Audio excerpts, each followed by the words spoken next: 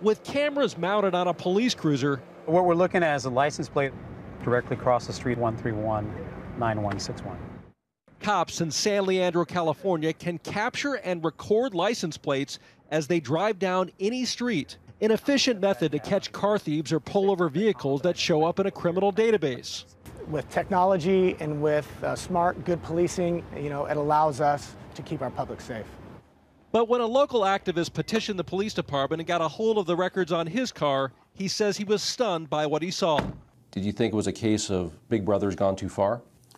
Yeah, I do think Big Brother's gone too far because I have not been charged with, I'm not suspected of committing any crime. Mike Katz-Lakabe found what he says is an egregious violation of privacy. 112 instances over 2 years where police just happened to get images of his car and more. So this picture shows my car parked in the driveway of my house and very clearly shows my daughters and myself getting out of the car. The license plate scanner is always on. Anytime a police officer drives the car, it's recording, storing license plates on its servers. In just a few minutes, we watch the system record hundreds of plates. Police say the data can later be accessed to solve crimes. Everything from following leads on Amber Alerts to collecting unpaid tickets. But Katz-Lakabe says a line has clearly been crossed.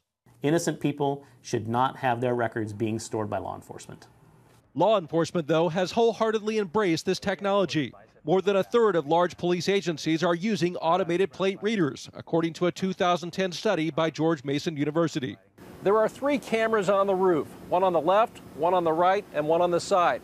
They capture plates instantaneously. Those plates are then cross-checked against suspect vehicles.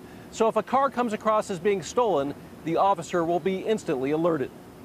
High alert. It's not that data collection is bad, critics say, but it's that departments keep the information on file, sometimes for months, sometimes for years. Every department has its own policy. San Leandro, for instance, keeps its data for a year. Once they have the location of your plate and where you were on that date and time that they scanned your plate, they can see where you work, who you associate with, where you pray, where you're going to the doctor, and they can learn quite a lot about you.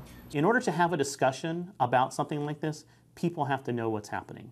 This here is an infrared camera. Police tell us that technology is only beneficial against crime suspects. But in this new era of digital rights and privacy, some say there needs to be more transparency and limits to what information can be gathered and stored on citizens, doing nothing more than driving their cars. Dan Simon, CNN, San Leandro, California.